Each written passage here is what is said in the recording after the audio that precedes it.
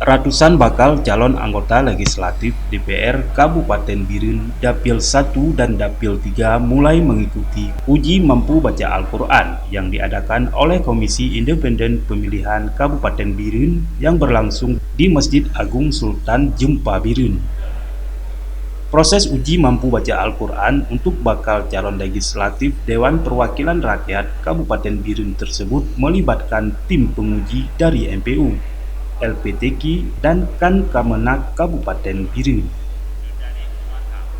Untuk mekanisme tersebut, tes uji baca Al-Quran dibagi 3 bagian.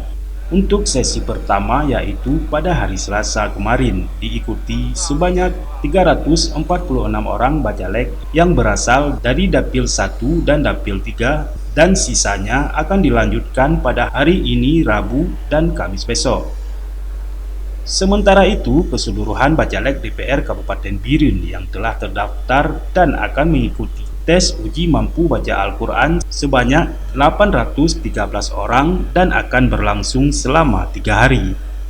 Menurut Amrullah, tim teknis penyelenggara pemilu Biren, penggelaran tes uji mampu membaca Al-Quran pada hari Selasa kemarin berjalan lancar.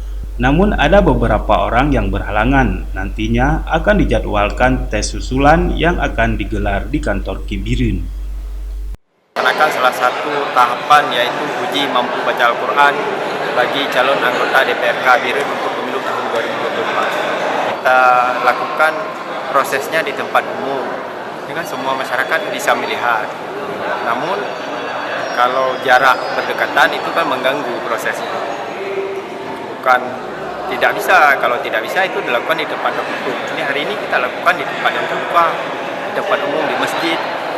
Jadi semua masyarakat bisa menyaksikan. Ada 2 dapil, Biren 1 dan Dapil Biren 3.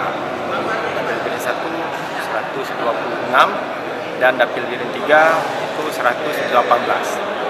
Kegiatan kita jadwalkan dimulai dari jam 9 sampai dengan zuhur untuk Dapil Biren 1, dan kemudian dilanjutkan Dapil Biren 3 pada pukul 13.30 sampai dengan selesai.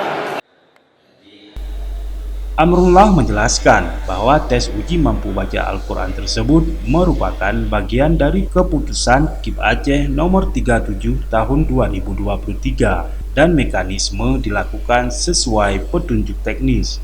Selanjutnya, tim penguji akan menilai dari bacaan, yaitu fasahah tajwid dan adab saat membaca Al-Quran.